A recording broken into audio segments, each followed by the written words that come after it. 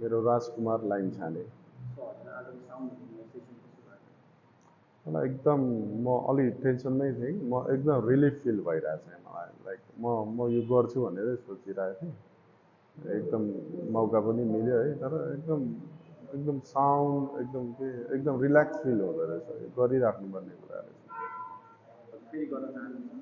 Sure, अब यो यस्तो कुराहरू त मान्छेलाई हेल्दी बनाउने, रिफ्रेस बनाउने कुराहरू, कति किसिमको टेन्सन छ, स्ट्रेस छ होइन, त्योबाट पनि 10-15 मिनट भयो भने स्ट्रेस फ्री हुनु भनेको त एकदम राम्रो कुरा हो नि।